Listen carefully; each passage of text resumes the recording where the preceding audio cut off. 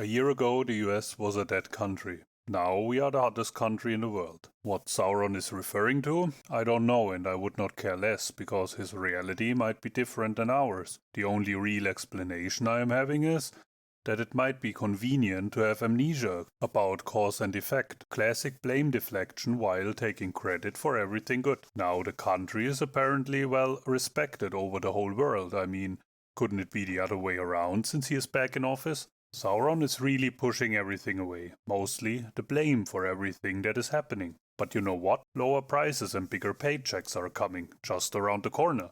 The same corner Sleepy Joe is sitting at the moment. Also asking why the hell he is mentioning me for the 254th time since he came back. Give Joe Biden a break. He has his own battles to fight right now and does not deserve this. And by the way, Joe joined former presidents in condemning the fatal shooting, saying it betrays our most basic values as Americans. Sounds to me he is very awake and more sane than other people in his age.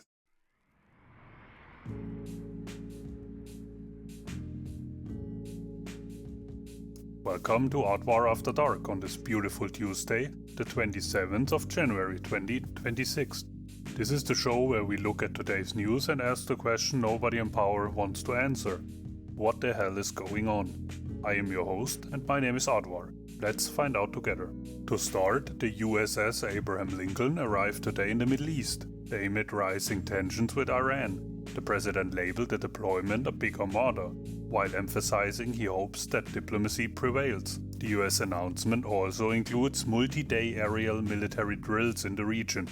Are we preparing for a war over there? Or is this just a very aggressive peace rehearsal in international waters? Iran's got talent. But you know what also prevails? Telling people the truth and not lying about them what they see with their own eyes. Just as a side note here, US consumer confidence plunged into its lowest level in over 12 years, with the Conference Board's index dropping sharply in January as Americans express growing concern about jobs, income and economic outlook, even amid positive GDP growth figures. Nothing boosts morale like economists explaining that technically, statistically, you shouldn't be this worried about affording groceries.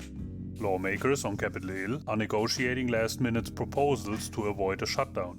The negotiations focus on immigration enforcement provisions tied to DHS funding, with Democrats demanding stronger accountability measures like judicial warrants and body camera requirements, and Republicans pushing for the broader spending package to move forward without major rewrites. Senate leaders are publicly acknowledging the growing likelihood of a partial shutdown if funding is not finalized. The real compromise is that taxpayers keep funding both sides of an argument about how to more efficiently waste taxpayer money. Border Patrol Commander Gregory Bovino and some federal agents are expected to be removed from Minneapolis after the fatal shooting of a civilian during protests. The killing of Alex Preddy by immigrant agents has sparked criticism across the political spectrum and triggered scrutiny of federal enforcement credibility. When even both sides of the political spectrum agree you fucked up, congratulations, you achieved the impossible unity everyone said we needed. House Judiciary Committee Democrats are demanding answers from the Department of Justice for its refusal to investigate the deaths of American citizens at the hands of law enforcement, specifically referencing recent shootings involving federal agents. This escalates oversight pressure on federal law enforcement and could impact future funding negotiations. The DOJ refusing to investigate federal agents killing citizens is just efficiency. Why waste time on investigations when you already know the conclusion?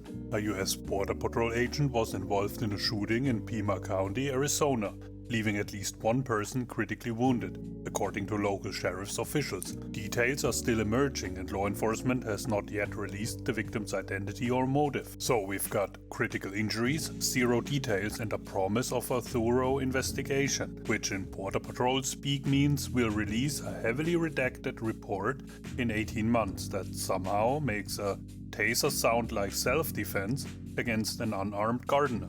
And today, President Sauron took the stage in Iowa. And while the event looked like a routine rally, the timing and messaging made it anything but ordinary. The rally, held in Clive, just outside Des Moines, came at a moment of rising political tension nationwide, from immigration protests and a looming government shutdown to deepening economic anxiety among voters.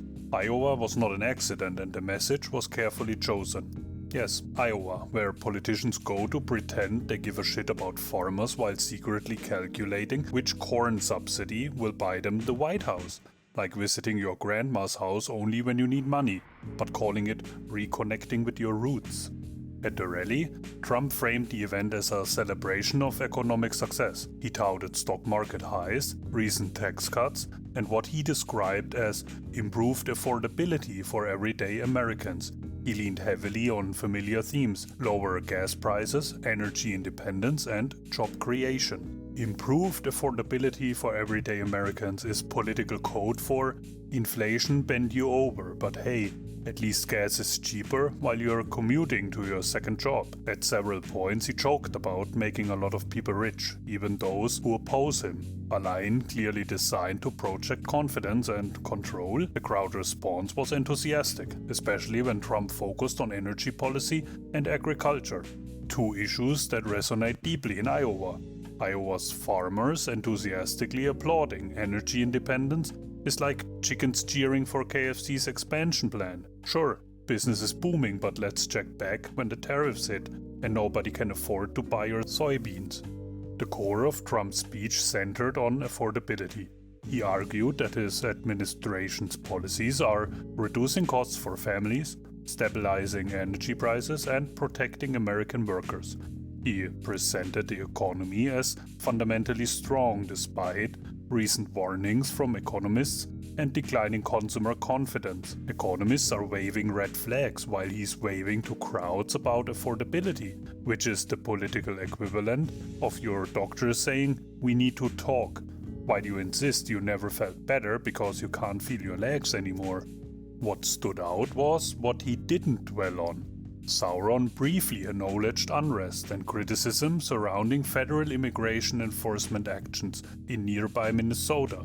He quickly pivoted back to economic talking points, avoiding extended discussion of the controversy. That pivot appeared intentional. Nothing says I'm confident in my policies like speedrunning past immigration enforcement controversies faster than ICE raids 7-Eleven. Truly a rhetorical equivalent of nothing to see here. Look at these gas prices instead. He also made a point to emphasize support for ethanol and E15 fuel, a long-standing priority for Iowa farmers. By highlighting biofuels and domestic energy production, the rally doubled as reassurance to rural voters who have expressed uncertainty about market stability and trade policy. In Iowa, those signals matter, and they were clearly crafted for a local audience with national implications. Emphasizing biofuels to Iowa's farmers is the political equivalent of telling a diabetic you support insulin while simultaneously cutting their health care. It's a nice gesture that evaporates the second policy meets reality. Politically, this rally functioned as more than a speech. Many analysts see it as de facto kickoff to the 2026 midterm campaign season. Iowa, with its symbolic role in American politics, offers a familiar backdrop for testing messaging and energizing supporters. Iowa's symbolic role is basically being America's political speed dating venue, where candidates pretend to care about corn subsidies for 6 months, then ghost you for 4 years until they need validation again. The administration is facing pressure on multiple fronts, from Congress, from the courts, and from public opinion, particularly around immigration and government funding. By choosing Iowa and focusing on the economy, Sauron appeared to be setting the narrative he wants voters to hear first. Choosing Iowa to dodge immigration controversies is like robbing a bank, then giving a TED talk about your investment strategy. Sure, you're technically talking about money, but everyone else knows what you're really doing here. The significance of today's rally isn't just what was said, but what it reveals. The White House is betting that economic messaging can outweigh growing public unease, even as consumer confidence hits multi-year lows. Whether that message resonates beyond a friendly crowd remains an open question. But one thing is clear, the campaign season has effectively begun. And this means we get 2 years of this performative gaslighting, where politicians tell you economy is great while you're literally budgeting which meals to skip. Iowa being only the beginning means 49 more states get to watch the circus, where priorities are tested, strategies are focus group, and the only thing dominating is the crippling realization that we're all trapped in a choose-your-own dystopia novel written by idiots. And on that note, we close another chapter in America's ongoing experiment with seeing how much political theater the population can endure before collectively losing their minds. We haven't hit the limit yet, but we're testing it daily. Thank you for suffering with me through it. Take care, have a nice evening. I would really appreciate a like or subscribe on my channel, and goodbye for now.